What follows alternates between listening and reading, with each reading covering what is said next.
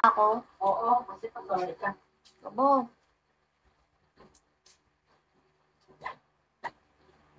Daming dinadala. Di ba?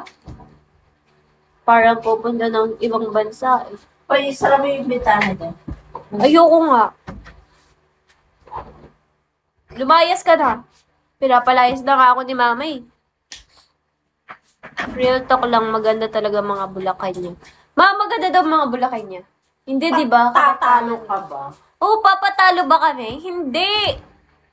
Mami naman. Kaya ako nga inopen eh. Tignan mo. Kasi ayoko sa ring light. Nagawa mo na nga. Masakit sa mata. Mga anak mo. Time out muna daw sila. Madilim. Hindi naman sa madilim. Like, masakit lang talaga sa mata yung ring light. Kaya ayoko mag-ring light. Nagluluha agad mata ko. Sino magandang Kapampangan? Medyo nakakahiya kasi sabihin pag sinabi kong ako, di ba? Hi, Dudan. Di ba? Medyo nakakahiya sabihin pag sinabi kong ako. Meron pa namang iba, pero hindi lang ako.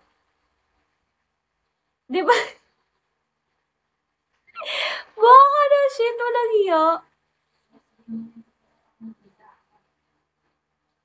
Ma, medyo nakakahiya kasi pag sinabi kong ako, sasabihin nila, we, talaga ba? Ang kapal naman ng mukha mo. Oo, makapal talaga mukha ko. Duh. O, di ba? Wala kang mag-isip.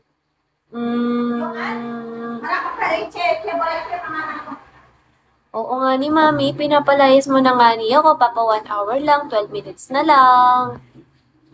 12 minutes na nga lang nga ni. Ikalma yun. Kuya Rodney, hala, Papa Ben naman ako ni Kuya Rodney. Nakakahiya naman, Kuya Rodney. Oh my God.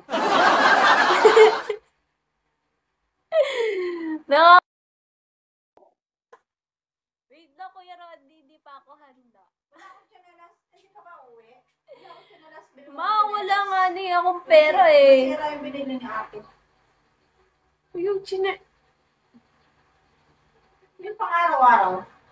Hindi nga ni ako uuwi. Babalik nga ni ako sa dorm. Paano ako uuwi? Hi, palagi pushy.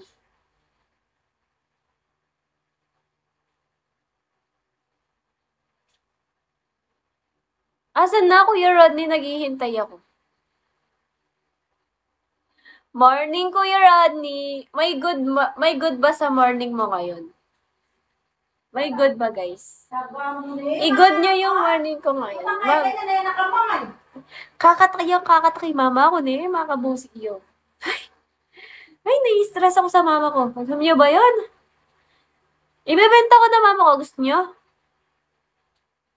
Masarap ba daw ulam nyo, Rodney?